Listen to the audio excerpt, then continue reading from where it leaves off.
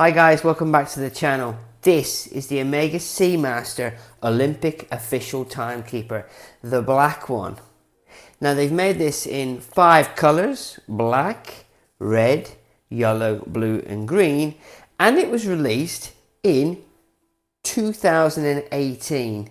The watch is a coaxial master chronometer. The case size is 39.5 millimeters, and the thickness of the case, which is the most interesting thing about this watch, is only 12 millimeters thick. It is super slim. It's the caliber 880 movement, which is the same movement in the standard Seamaster Diver 300M. And what I really like about this watch is the fact that the dial is so easy to read. If I pick up the watch and bring it up a bit closer to the camera, you have a look how tiny the watch actually is. It's tiny. When I was looking at it today, I was looking at the crystal at the back, and I noticed it was another dome. So you've got a dome at the front, and then it's domed at the back. Now, even with the double dome, it still manages to only be 12 millimeters in thickness. This watch has a 50-hour power reserve. It doesn't have a screw down crown. You wind it manually, or obviously you wear it. Now the rotor winds in both directions, so it's a bi-directional rotor. Now this particular watch, this design, is actually inspired by the Montreal stopwatch, would you believe? The 1976 one. So they use that stopwatch to create this look. I've also discovered from a subscriber that if you look at that point there to that point there, and you count the number of beats on your wrist, and you times it by 3, that tells you your heart rate. So there you go, and appreciate that. If you look down here, you can see the Olympic logo. The date wheel is at the 6, so there's no 6. And it's just basically a standard watch, if you ask me. You just wind it as normal. You just one click to do the date. They're a bit fiddy little things. One click to do the date. I think I've got elephant hands. There you go. That's the date wheel moving. And then you pull it out further for the. I mean, that's it, guys. It's nothing special. It is exactly what it says on the tin, really. Click it in. Now obviously it's not a screw down crown, because this watch is basically a dress watch, and what they're saying is that this watch, being a dress watch that is 6 bar, it's 3 bar more than the minimum really requirement for a dress watch. So you could actually go swimming with this watch. I wouldn't advise it, but you can. Just have a look at that gorgeous movement there. Now, another interesting fact is, if you see on here, it says that this is a certain number out of 2032. That's because in 2032, Omega will be celebrating its 100th anniversary of being the official timekeeper of the Olympics. But what I don't understand is that if you look at all the Olympics since 1932, it actually stops at Los Angeles 2028. So maybe when this watch was produced, they didn't actually know that in 2032 it's going to be in Brisbane. If I'm saying it wrong, I do apologise. Brisbane, Australia, because it's nowhere on the watch. So maybe that's just something to do with the Olympics, something to do with the fact when the watch was manufactured, they didn't know it was going to be in that place.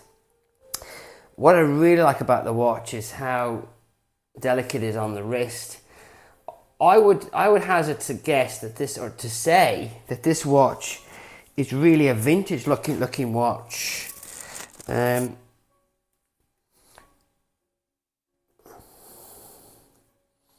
Now the strap is extremely comfortable.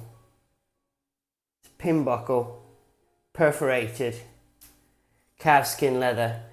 It is 20 millimeters lug to lug, and it tapers down to 16 millimeters. It is an extremely comfortable watch on the wrist. Now for me, this watch sadly is just too small, I'm afraid. I like them bigger.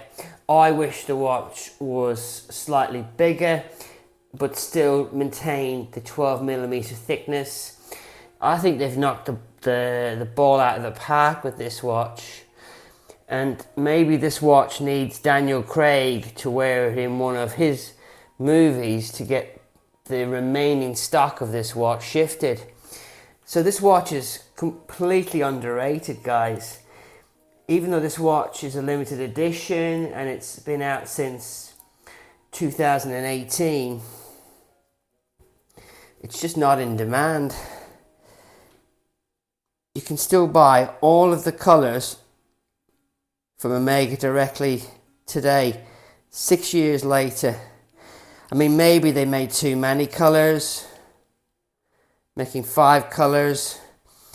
But even if you do the math, if you add up, that's less than 10,000. Well, it's actually over 10,000.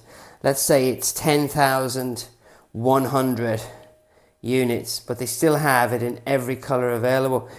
I also, I'm not sure why they've done this, but obviously it's the case is held on by 4 screws. Maybe it's a vintage throwback. This watch is so gorgeous.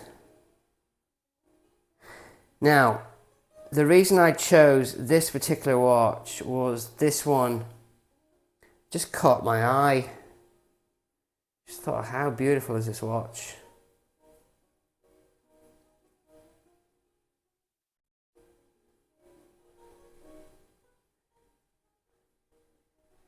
I'm just enjoying looking at it. It's like the perfect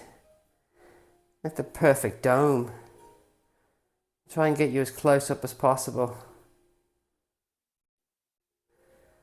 Dare I say, obviously if you've got a small wrist you're going to want this watch, but dare I say this is the perfect ladies watch maybe?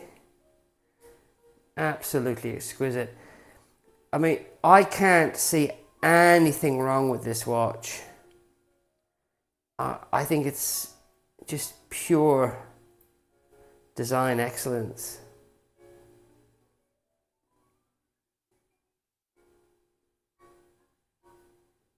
Absolutely gorgeous.